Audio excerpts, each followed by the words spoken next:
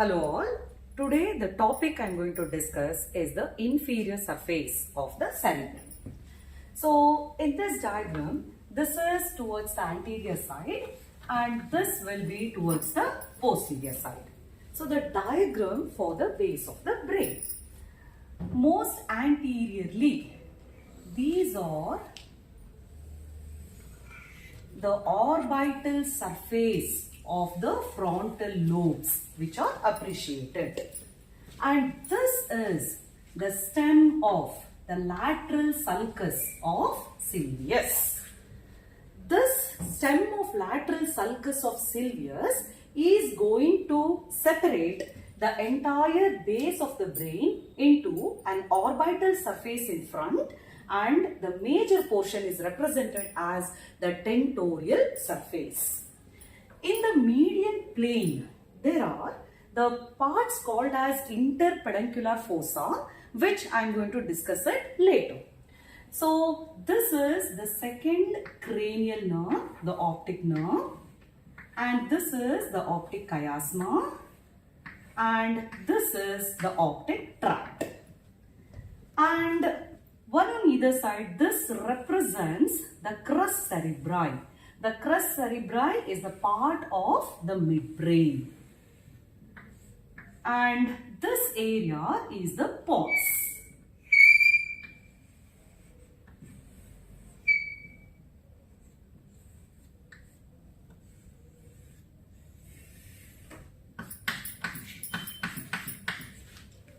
So this is representing the interpeduncular fossa, which I shall discuss later. And from medial to lateral side, medial most, this is the hippocampal sulcus. So the hippocampal sulcus is the one which is separating the hippocampus on the medial side.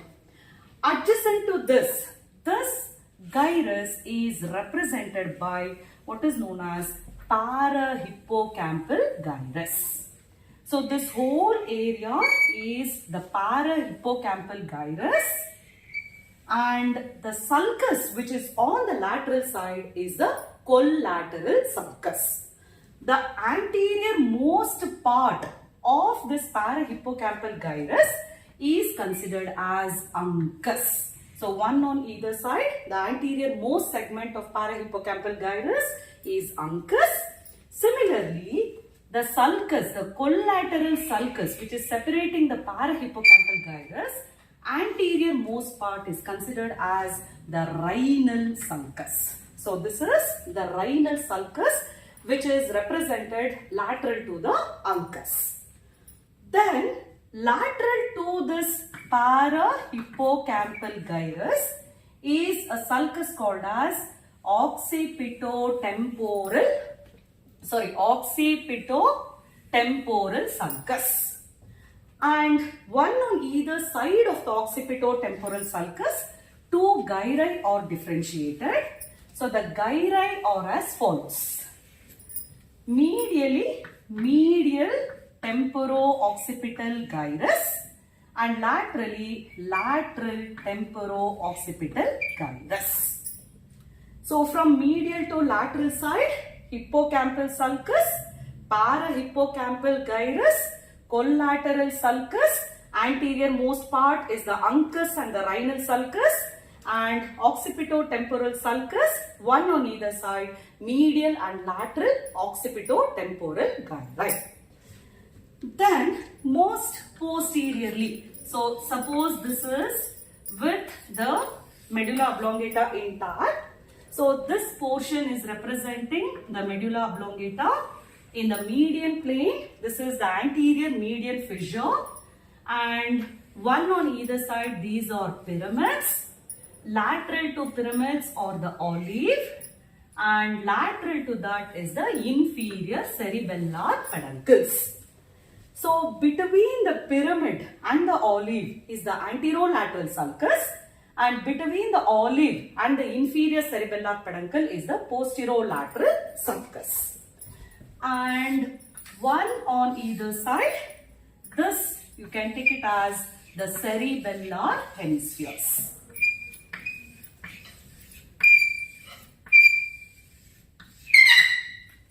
These are the two cerebellar hemispheres connected to the pons.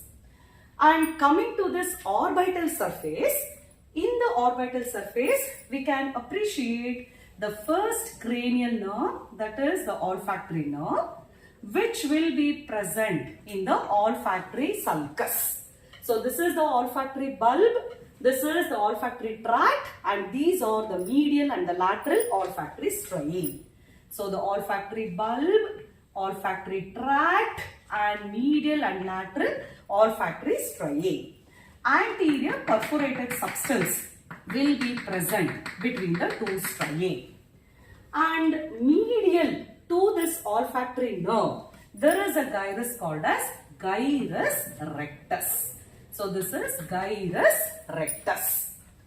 The rest of the orbital surface of the frontal lobe, we can appreciate a H-shaped sulcus. So this H-shaped sulcus is called as orbital sulcus. So this orbital sulcus differentiates the gyri as follows. So in front will be the anterior, behind is posterior, and medial is medial, and lateral, the lateral orbital gyri.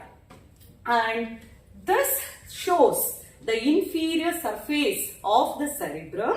So mainly the lateral sulcus, the stem of the lateral sulcus of Sylvius is separating the whole of the inferior surface into the orbital surface of frontal lobe in front, and the rest of it will be the tentorial surface. The various sulci and gyri over the orbital surface, the olfactory sulcus containing the olfactory nerve, which is the first cranial nerve. Then there is orbital sulcus, a H-shaped one, differentiating the anterior, posterior, medial and lateral orbital gyri. Then this area is the interpeduncular fossa, and this is the hippocampal sulcus. So the hippocampal sulcus, lateral to that is parahippocampal gyrus, and the anterior most part of the parahippocampal gyrus is represented by uncus. The sulcus which is seen here is the collateral sulcus, which continues as the rhinal sulcus in front. Then there is occipito-temporal sulcus. One on either side of it will be the medial and the lateral occipito-temporal gyri. These are the cerebellar hemispheres. This is the pons and this is the medulla oblongata. Now let us also understand the superficial attachments of the cranial nerves which are seen in the base of the brain. So this is the first one, that is olfactory nerve, and this is the second cranial nerve, that is the optic nerve, and the third and the fourth cranial nerves are present.